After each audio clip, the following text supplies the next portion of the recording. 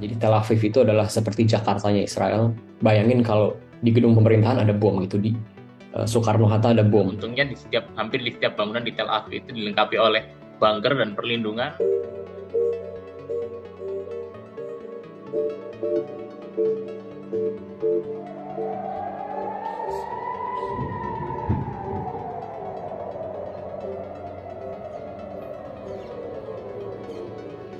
Sekitar 6 pagi waktu Israel, tiba-tiba siren itu berbunyi. Sebenarnya ada yang gedor-gedor pintu, tapi saya kira itu teman saya gangguin gitu.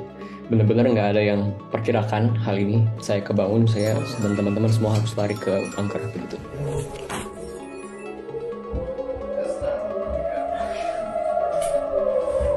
Kan mungkin setiap beberapa bulan pasti ada roket, tapi nggak sebesar Sabtu kemarin dan sampai hari ini. Kita semua biasanya biasa aja karena kebanyakan serangan ini di selatan atau dekat perbatasan. Tapi kali ini serangan benar-benar masuk ke kota-kota utama.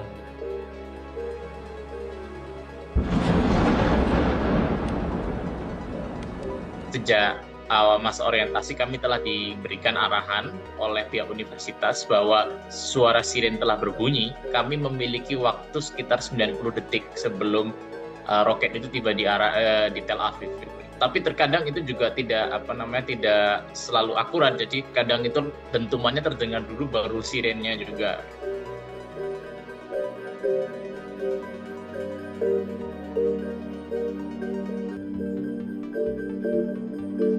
Terus ada eskalasi ini, nggak tahu saya kapan lagi itu mengumpulkannya, karena saya terakhir ke kampus itu situasinya kosong.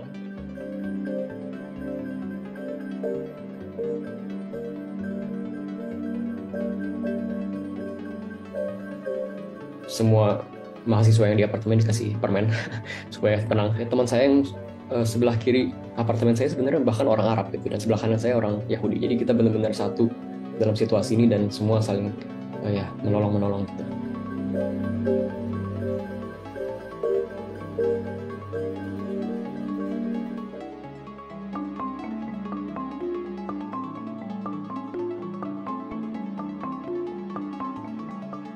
Juga berkomunikasi dengan negara-negara sahabat untuk meminta bantuan fasilitasi bagi WNI yang khususnya yang berada di Israel. Sudah siap-siap kalau harus pergi ya harus pergi gitu, nggak boleh berlama-lama katanya gitu. Komitmennya ada juga untuk kampus, kita bareng semua ada di sini, dan kita harus perhitungkan juga untuk evakuasi ada resikonya sendiri, untuk lewat jalur darat kah atau seperti apa.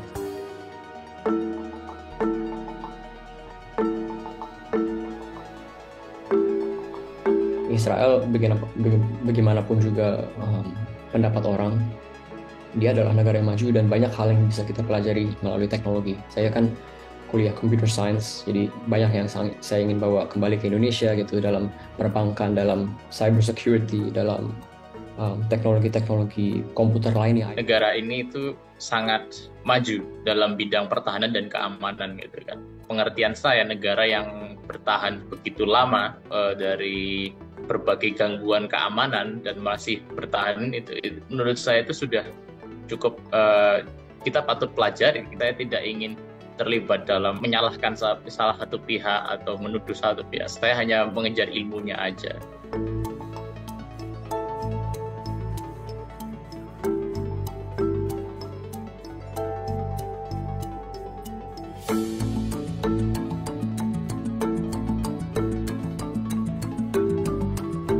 Saya juga menyadari ternyata di Israel juga banyak Muslim gitu kan, dan mereka juga melaksanakan ibadah di masjid. Saya juga punya banyak teman dari Israel, dari Palestina gitu. Aslinya tidak seserem yang seperti kita lihat di media gitu. Terkadang mereka biasa-biasa aja, hubungan ya panas dingin gitu kan. Dan sangat-sangat aman, nggak seperti medan perang ya, kecuali saat ini, disclaimer, tapi most of the time kita ini sangat aman. Jangan mudah emosional, jangan mudah membenci sesuatu, selalu menghargai orang lain, selalu berusaha untuk mengerti. Janganlah kita gampang dibutakan oleh yang namanya itu bias. Dan kalau kita ingin membantu teman-teman kita yang ada di wilayah antara Israel ataupun Palestina, lakukan dengan aksi, jangan cuma komen di social media. Banyak links untuk bantu donasi gitu ya, untuk teman-teman.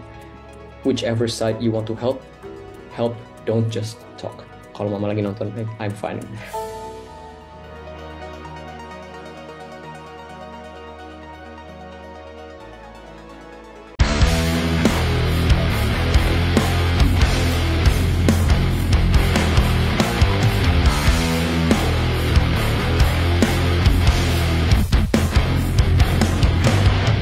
El hombre de 34 años, nacido en California, que lo sigue a Messi a sol y sombra.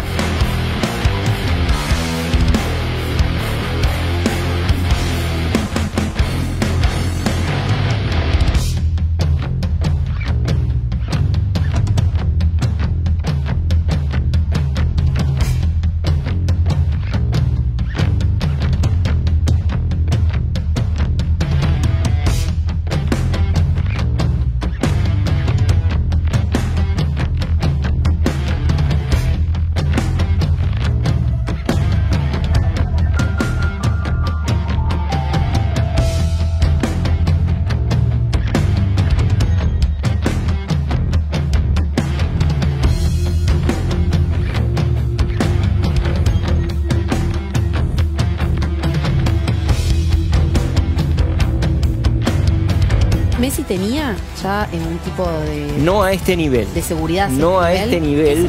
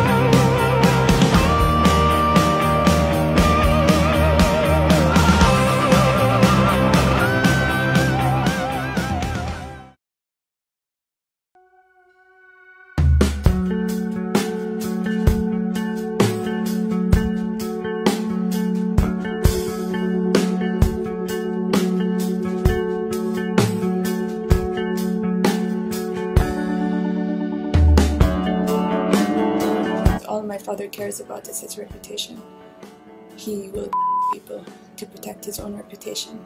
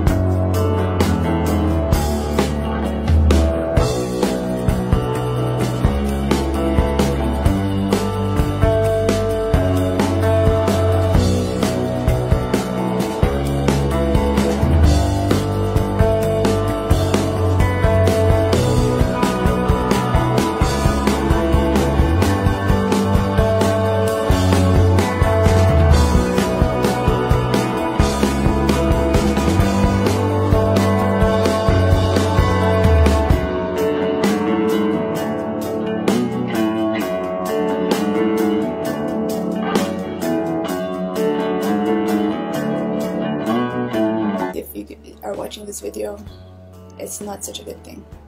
Either I'm or I'm in a very, very, very bad situation.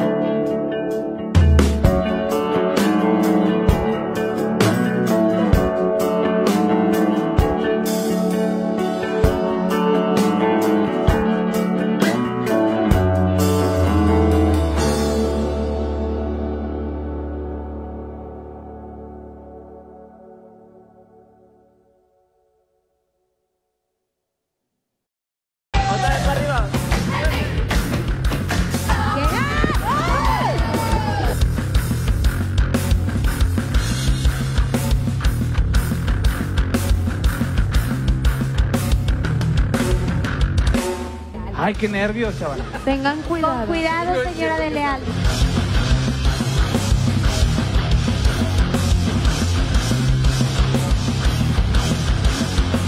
Este es un momento en el que Jenny Tomen participa. su tiempo. ¡Ah, caray!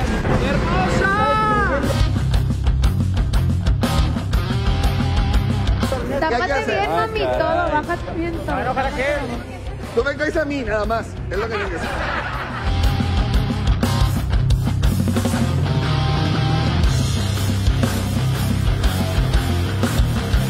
Solo tienes que apretar. Tú cáeme a mí. Se van a caer. Tú cáeme a mí. Señora de Leal.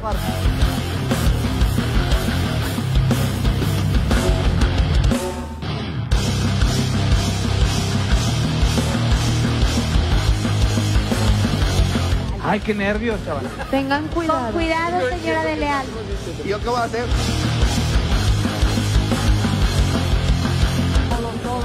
Sí, vamos a grabar. Ay, no me la cuido.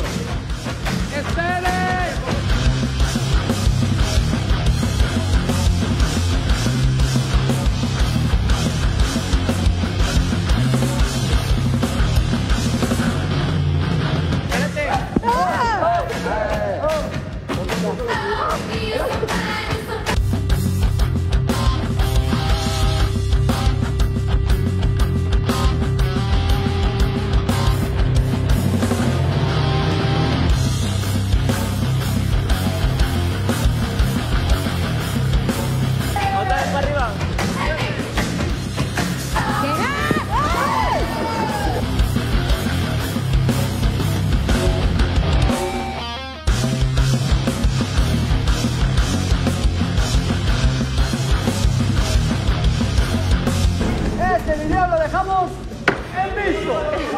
¿Lo grabó?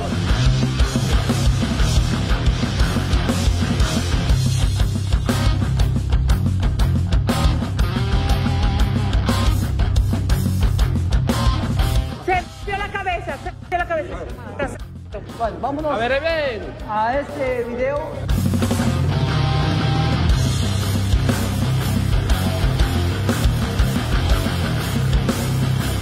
Y si se abrió, tenías toda la cabellera, le tuvieron que coser. Oye, yo ahí.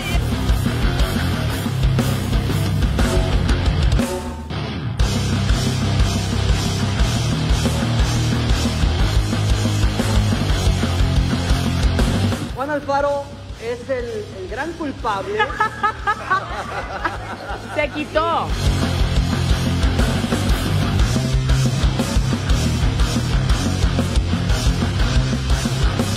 Dos puntadas en la cabeza y ahorita le van a sacar una radiografía. Y sí se ve que tú eres el que te haces a un lado.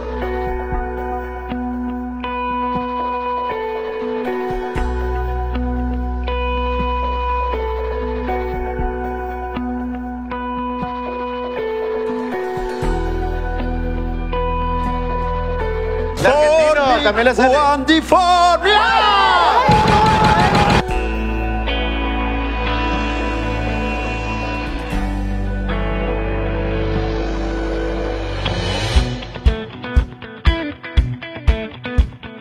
Ese es el accidente que yo veía. Ese es el accidente que yo veía. Juan lo predijo.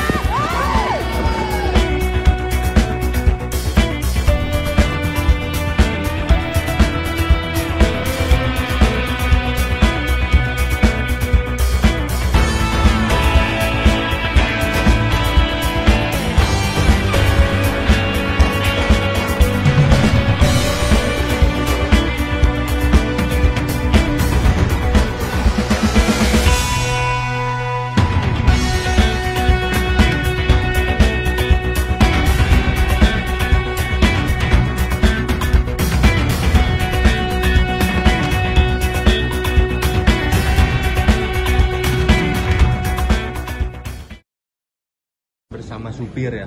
Nah pada saat itu mungkin bisa diceritain kenapa Bang Ipul tetap melaju jalan gitu.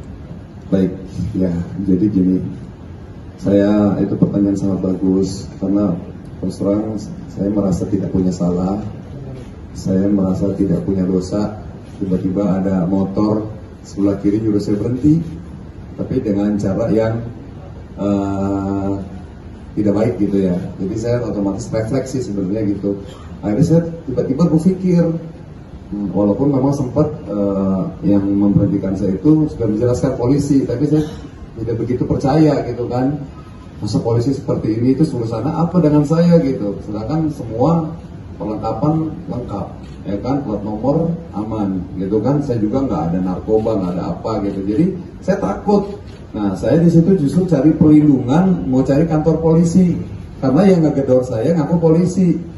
Di situ saya makanya sejerit, saya bilang, akhirnya saya berpikiran negatif, saya mohon maaf banget kepada tim dari Polsek Tambora yang saya tiba-tiba udah berpikir negatif, saya pikir bekal, makanya saya teriak-teriak, bekal tolong ini saya Saiful Jamil, sampai teriak begitu, meyakinkan masyarakat bahwa saya benar dalam keadaan lagi apa namanya, ya lagi minta tolong gitu. Itu aja sih mungkin salah satu alasan saya kenapa saya terus melaju, karena saya lagi mau cari kantor polisi. Saking takutnya, padahal saya ingat gitu bahwa di ujung jalan tuh ada Polres yang begitu bagus, ada masjidnya, tapi begitu kondisi pada saat itu saya ngeblank gitu. Jadi saya cari perlindungan seperti itu. Pada saat Pak Ipul terus melaju nih, Pak Ipul sempat nanya ke si asisten atau si S juga, kenapa ini gitu? Terus si S, apa jawaban dari si S ini? Enggak ada, karena saya tidak ada curiga kepada asisten saya. Makanya saya sempat curiganya kok asisten saya ini lama banget gitu kan. Jadi kronologinya begini teman-teman ya. Saya ini kan boleh izin di apa namanya sidang kronologi gini. Saya ini mau meeting tadinya sore sama manajemen artis saya, ada abang saya Bang Sam, Mbak Rihana, ada Citra, juga sama Bang Raja. Tiba-tiba asisten saya ini melihat waktu begitu luang, dia bilang, Bang gimana sebelum kita ke tempat meeting, ke tempat ibu saya dulu, dia bilang begitu. Ini kan ada perlengkapan di rumah nih, ada panci, ada penggorengan nggak kepake, ada balmu bajir bekarat, ini buat ibu saya. Nah ngedengar kata ibu kan saya merasa teranyuh kan, dan saya juga melihat asisten saya ini selama kerja sama saya ini tidak pernah mengecewakan. Dia benar-benar orang yang jujur, ya orang yang tulus, makanya saya nggak nyangka kalau dia itu terlibat narkoba gitu kan. Nah tiba-tiba ya udah ini nyampe depan gang rumahnya. Nah dia selalu bilang kalau rumahnya tuh jauh, nggak bisa dijangkau dengan mobil, dia gangan kecil. Ya udah akhirnya saya dropin dia di situ, di tempat biasa saya dropin. Nah saya tunggu di masjid gitu, di masjid itu jam 2 siang, jam 2 siang. Saya tungguin kok sampai jam 3 lama banget ini ngedrop panci penggorengan gitu. Tapi saya sama sekali nggak ada berpikir negatif kalau dia itu sedang melakukan hal-hal yang melanggar hukum gitu. Jadi setelah dia udah nyampe jam 3 saya ingat banget tuh, karena saya di situ saya wudhu, rencana mau sholat di daerah Jakarta Barat. Tiba-tiba di perjalanannya itu ada teman-teman dari kepolisian yang menyuruh saya stop. Situlah kejadiannya seperti itu. Tadi dia bilang mau kasih panci, berbicara segala macam gitu. Pas dia turun abang dropin itu benar bawa panci segala macam. Iya, karena memang ada kantong plastik besar dan saya melihat, dan itu memang barang-barang saya seperti itu, kantong besar segini, dan dia dijemput sama temennya naik motor. Temennya itu si R itu? Saya nggak tahu, pokoknya saya nggak lihat. Gitu saya dropin dan saya langsung maju. Nah, 1 jam udah itu dia udah 1 jam. Saya tunggu, udah saya nggak berpikiran negatif apa-apa, ya tiba-tiba ya saya disetopin, saya bilang, kenapa ini disetop? Ya udah saya berpikir, wah ini kayaknya begal nih, gitu, seperti itu. Sempat ada adegan yang buang barang bukti ya Bang, itu abang sendiri tahu nggak Bang? Nggak tahu, saya nggak tahu, karena saya di sebelah kiri. Pokoknya saya nggak tahu kalau si asisten saya ini terlibat narkoba, nggak tahu. Itu aja sih. Tapi enggak Bang, pas si S ini buang barang itu nanya itu apa yang dibuang gitu Bang? Enggak. Saya justru fokusnya yang ngejar-ngejar gitu. bekal, saya bilang begitu. Bang Ipul pada saat buka mobil kemudian turun terus menjelaskan segala macam sampai jatuh duduk ke bawah terus ada orang pakai bawa borgol. Apa rasanya? Maksudnya shock, maksudnya kok dikepung kayak gini gitu Bang Ipul? Iya, karena saya kan di situ masih belum yakin kalau itu adalah pihak kepolisian. Jadi saya masih tetap ingin membela diri gitu. Seperti itu. Ada kabar diseret-seret itu benar apa enggak Bang Ipul? Enggak sih kayaknya. Alhamdulillah enggak diseret. Jadi mungkin karena saya mempertahankan diri ya. Takutnya ya bukan polisi, itu aja sih yang saya khawatir. Ternyata begitu saya nyampe sini ada tulisan Polsek Tambora, saya baru tenang. Alhamdulillah benar ini polisi. Saya tadi berpikir, saya mau dibawa kemana nih? Wah udah berpikir, kayaknya saya bakal dibunuh gitu kan. Soalnya ya karena bapak polisinya nggak pakai seragam, pakai baju preman gitu, itu yang bikin saya akhirnya agak sedikit curiga gitu. Tapi soal tadi dibilang 3 penyidik tadi itu memang tidak berpakaian polisi atau seperti apa? Kan dalam proses penyelidikan kan harus berpakaian sipil, undercovernya. Oh, memang penyamaran sipil. Terima kasih Dan. Maksudnya abang nggak tahu itu, nggak tahu barang buktinya itu adalah narkotika itu, atau nggak tahu karena nggak lihat itu dibuang? Nggak tahu dia itu terindikasi narkoba. Jadi saya nggak fokus dia buang apa, dia terlibat apa.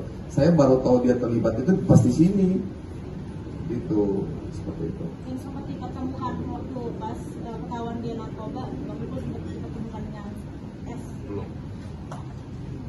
Alex gimana Bang Ipul itu melamar kerja atau dikenalin siapa? Gimana? Dikenalin dengan siapa atau dia melamar ke? Oh iya, dia ngelamar kerja 1 tahun yang lalu. Dan kerjanya bagus, makanya saya tidak nyangka.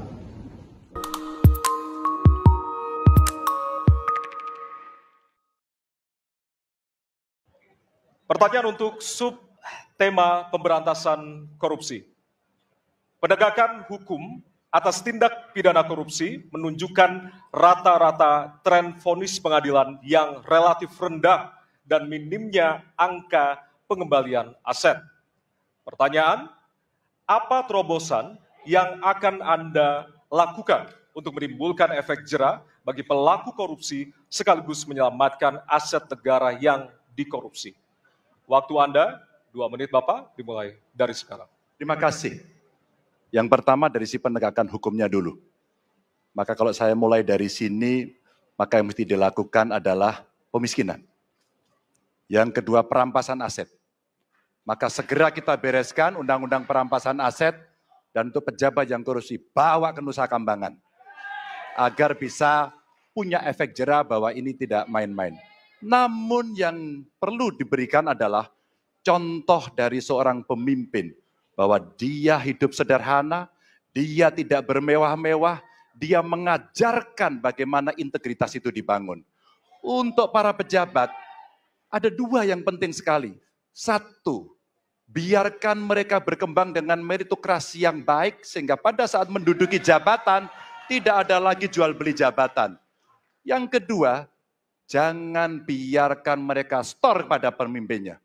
Kalau ini terjadi, kerunyaman itu akan muncul.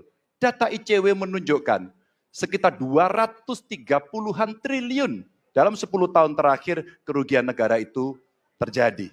Dan ini ekuivalen kalau bisa kita pakai untuk membuat puskesmas kira-kira 27.000. Terbayangkan oleh kita, edukasi itu mesti kita tunjukkan dengan sekali lagi teladan dari seorang pemimpin dan pemimpin tidak boleh ragu untuk memutuskan itu. Baik, masih ada waktu Bapak akan menambahkan? Cukup? Baik. Cukup, baik. Harap tenang. Terima kasih. Kami persilakan kepada calon presiden nomor urut 1 untuk menanggapi jawaban calon presiden nomor urut 3. Waktunya 1 menit, dimulai dari sekarang. Koruptor dijeratkan dengan undang-undang perampasan aset disahkan dan hukumannya mengikuti pemiskinan. 1. Yang kedua, yang tidak kalah penting, undang-undang KPK harus direvisi sehingga KPK menjadi lembaga yang kuat kembali. Yang ketiga, diberikan imbalan, reward kepada mereka yang membantu melakukan pelaporan, penyelidikan, sehingga ketika melaporkan kita akan punya partisipasi masyarakat. Dan itu dibolehkan oleh undang-undang. Dengan begitu maka bukan hanya aparat penegak hukum, tapi seluruh rakyat ikut memerangi korupsi. Korupsi harus, gerakan anti korupsi harus menjadi gerakan semesta yang melibatkan seluruh rakyat.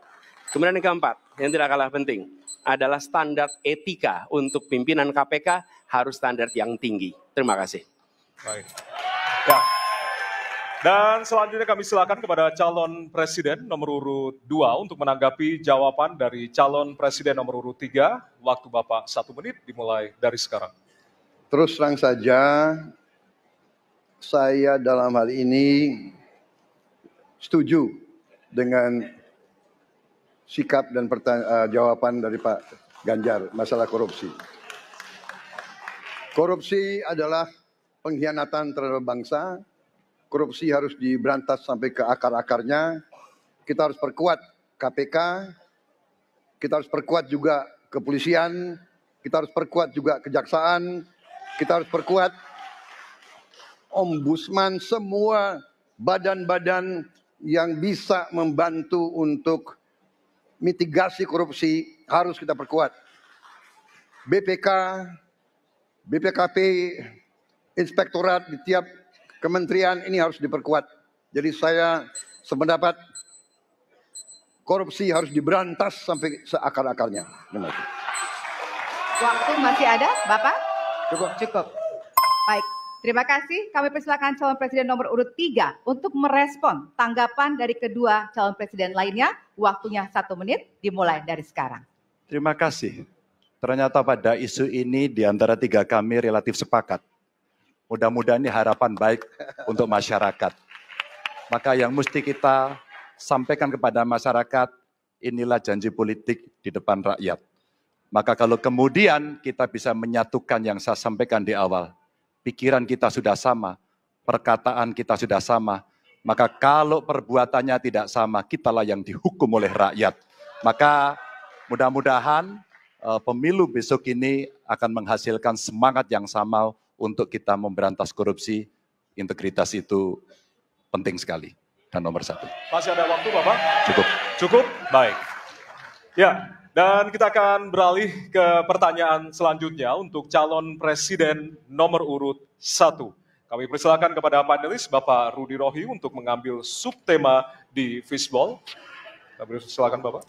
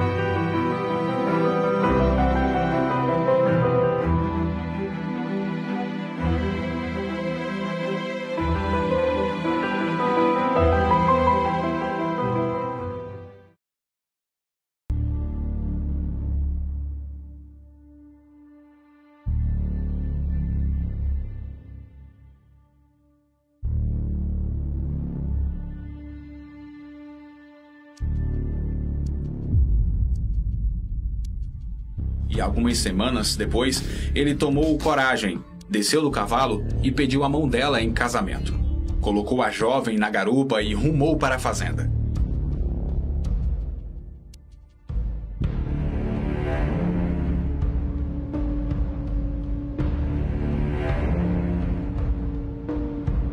"65 anos depois da morte dele, os descendentes de Pata Seca lutam para preservar essa história. São netos, bisnetos e tataranetos de um dos mais conhecidos escravos da região.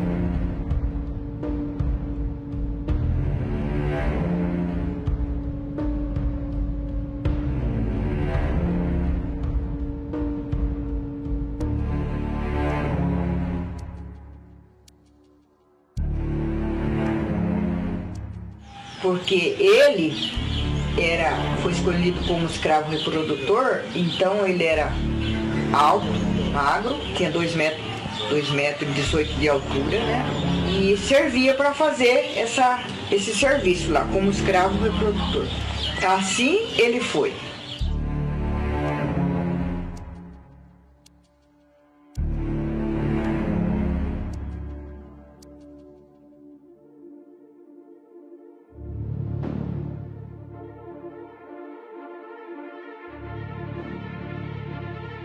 Aí teve 250 filhos na senzala, né? E esses escravos, que era filho do meu avô, serviu para trabalhar nessas lavouras de café.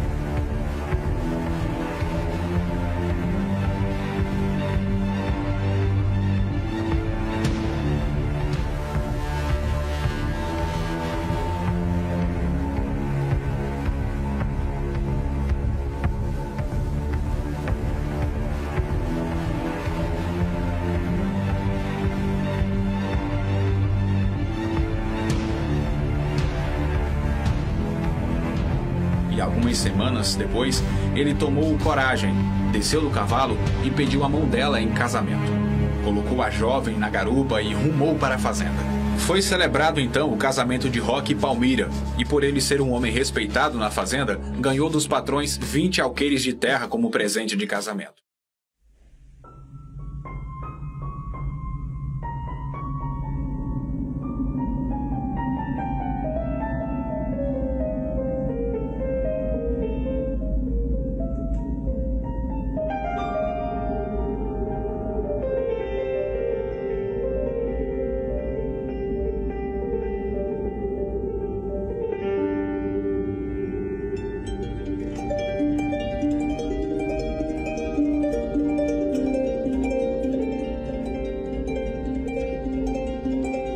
De manhã cedo, caiu um pau da cama no pé dele, uma tarimba, tinha um prego de ponta, feriu o pé do meu avô, o dedão do pé.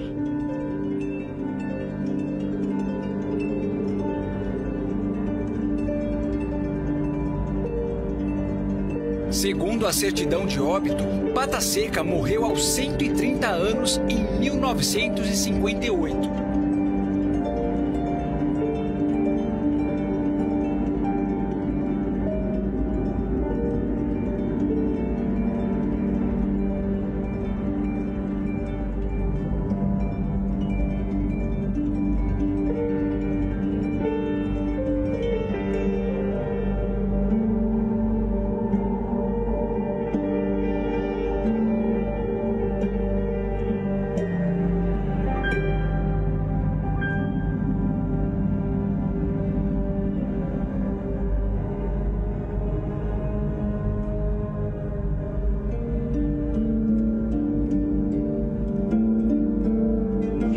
feliz, muito orgulhosa de contar a história do meu avô, que é um orgulho para mim, é uma coisa que eu tenho muito orgulho, que esse orgulho ninguém vai tirar, só Deus vai tirar do meu coração.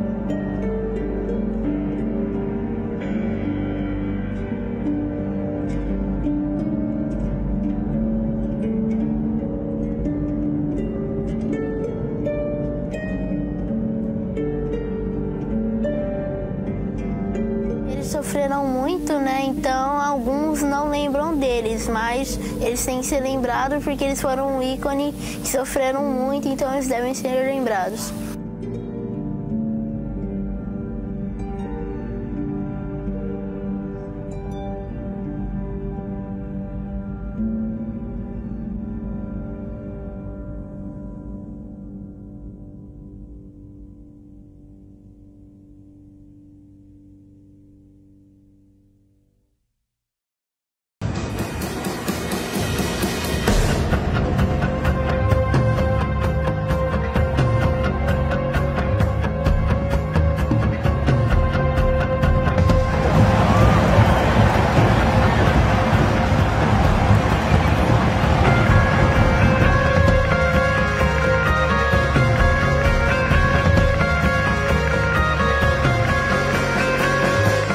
Llevaba la pelota por izquierda, iba y venía, la traían para atrás, seguía haciendo este abanico y vos parado, pero parado.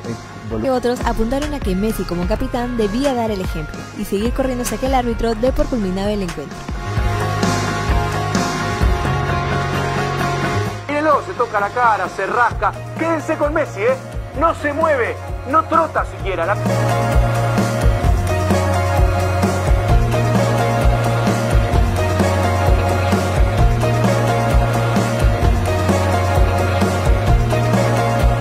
Watching now, he's working. He's working the ball. That is what I like the most.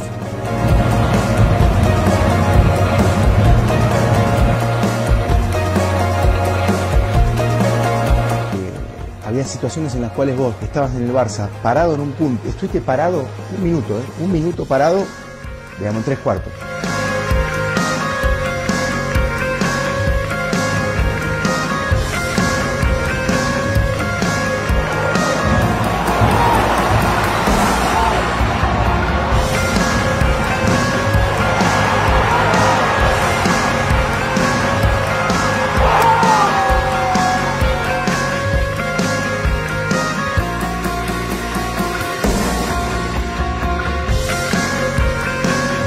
He's not out of the game, he's involved, he's moving his head, right, left, left, right.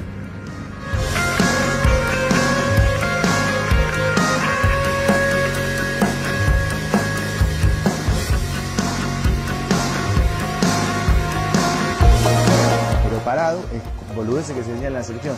Sí, está parado.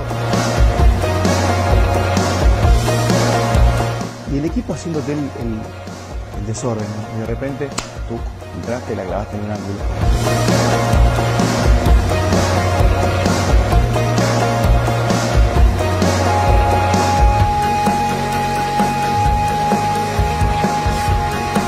Acá el problema es Messi. Acá el problema es Messi.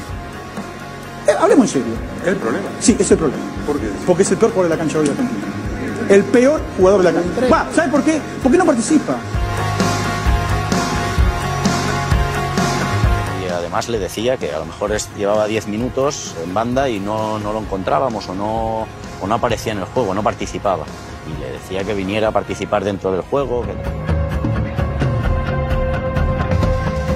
Él tiene que participar, el mejor futbolista del mundo no puede estar 10 minutos sin tocar el balón. Els laterals a Europa tiren com a... I el Leo no volia fer aquest desgast físics perquè és un jugador el necessitem fresc pel seu talent per pensar els últims 20 o 30 metres. He knows exactly what's going to happen, but his head is always like this. He's always moving. He's not running, but he's always watching what happens.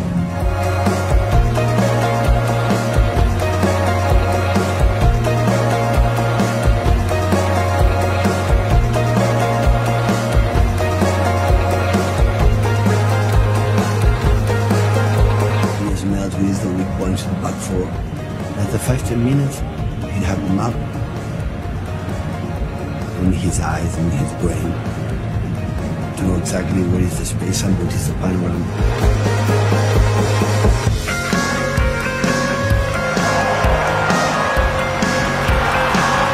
You know why this is the best player I've seen in life? Because he's a competitor, he's an animal. You have to score all guys. Messi passa a bola in goal, a machine smells the goal. He must pass it. Lo que me sorprendería es el día que le vea jugar mal. Messi no está en el partido, no aparece, va andando, la coge y adiós. Ese es Messi, resume todo.